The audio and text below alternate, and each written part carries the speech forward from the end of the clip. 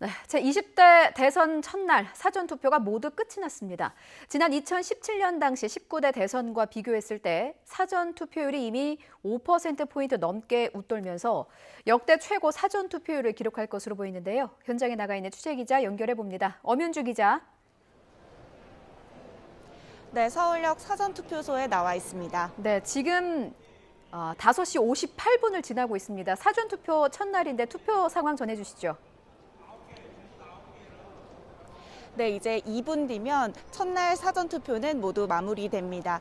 제 뒤에 보시는 것처럼 아직도 대기 인원은 보이실 텐데요.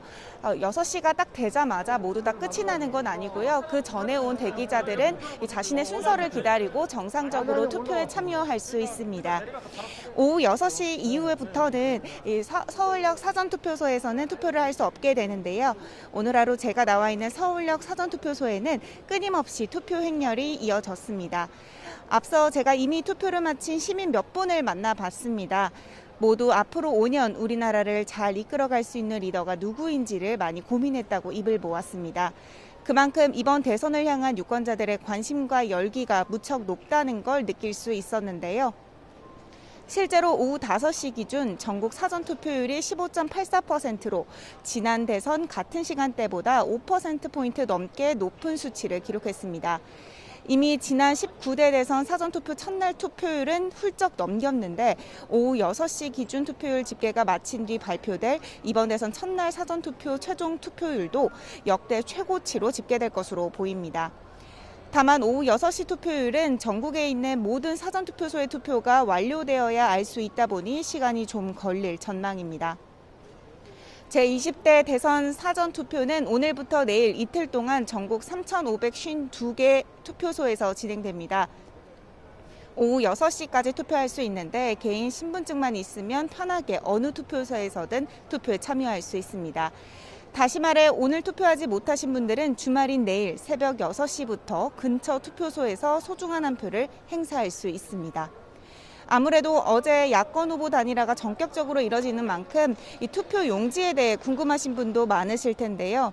오늘과 내일 사전투표의 경우 투표 용지가 현장에서 인쇄되기 때문에 사퇴한 후보 기표란 옆에 사퇴라는 글씨가 함께 인쇄됩니다. 그러니까 앞서 후보직을 사퇴한 국민의당 안철수 후보, 새로운 물결 김동연 후보 이름 옆에는 사퇴라는 검은색 글씨가 적혀 있습니다. 하지만 오는 9일 예정된 본투표 날의 투표용지는 이미 사퇴 발표 전 사전 인쇄된 거라 별다른 표기가 되지 않는데요. 이를 위해 투표소에는 사퇴한 후보자들에 대한 안내문이 부착될 예정입니다.